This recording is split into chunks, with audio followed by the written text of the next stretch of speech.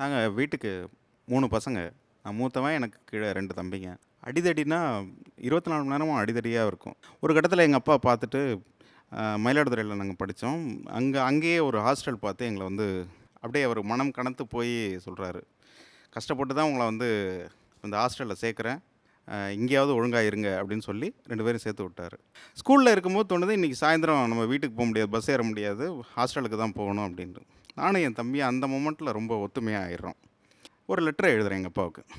அன்பே இல்லாத அப்பாவுக்கு அன்பு மகன் செந்தில் எழுதி கொண்டது அப்படின்ட்டு லெட்டர் எழுதி அந்த லெட்டரை கொடுத்து விட்டோம். லெட்டரை படித்து அடுத்த நிமிஷம் எங்கள் அப்பா வந்து டியூட்டிலேருந்து வீட்டுக்கு வந்தவர் அப்படியே நேராக வந்துட்டார் ஸ்கூலுக்கு.